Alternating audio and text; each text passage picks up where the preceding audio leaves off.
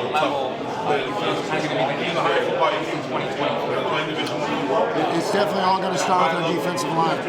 Everything starts up front. I call it the spine of our defense. The stronger our spine is, the more it works off everybody else. We have 5 guys out there that can think, listen. What's something just about this defensive crew that you're looking forward to kind of get started working on with all these new guys coming in?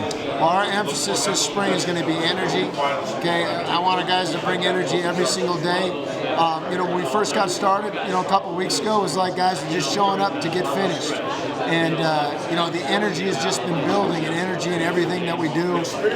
Energy in encouraging each other, teammates, whether they're on the bench, whether they got to get to study tables or study hall, whether they got to eat here in the meal center. Like guys just showing energy and showing up to this facility every day with great energy is going to be our first and foremost thing. Next thing is effort. Like, I want our guys to really believe, and we are going to. Our guys will know by the end of spring ball what our standard is in terms of our effort.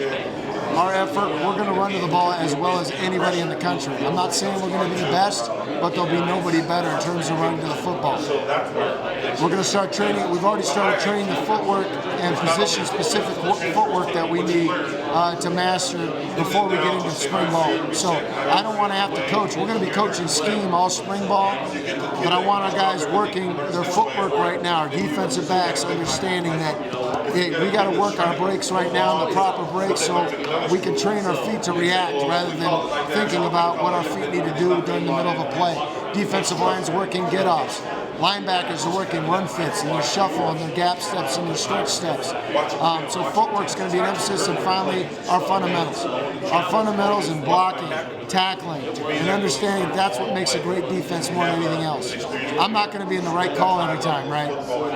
So that's why I have those guys. And if they can execute the fundamentals and we recruit the right talent, which we think we're going to get we think we have some really good talent here. If we can get those fundamentals ironed out, we're going to be a good defense. As far as the culture that you guys are establishing and are building, it's completely different than what anyone who's been paying attention to this school for the last 10 years. And I'm wondering, is that something that's from Dillingham down, or is that him himself as well, but he hires someone like you, someone like Bo, who have a similar mindset in that you just keep moving forward at every level? And you have players who want to show up and do it, not just push it back. Well, Coach Dillingham, number one, you're right. It starts from the very top. And the thing that you love about him is he's consistent. He's never too high, he's never too low. He comes with great energy, and he just comes with just great energy every day, and you just love it. And that energy is infectious through the staff, through the players, and through everybody that just shows up to the building. And the thing you really appreciate again is the consistency. He's very consistent.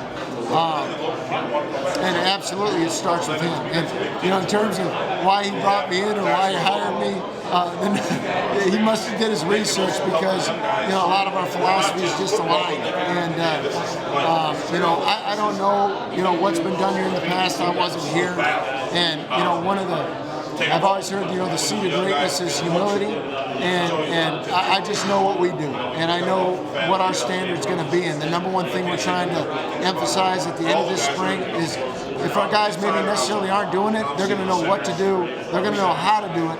They might not know why we're doing it, but they're going to understand what the standard is. Okay, thank you. I just got one more for you before I take off. Before you got to ASU, what did you already know that you liked about the program? And just kind of coming in, what did you know you kind of could look forward to?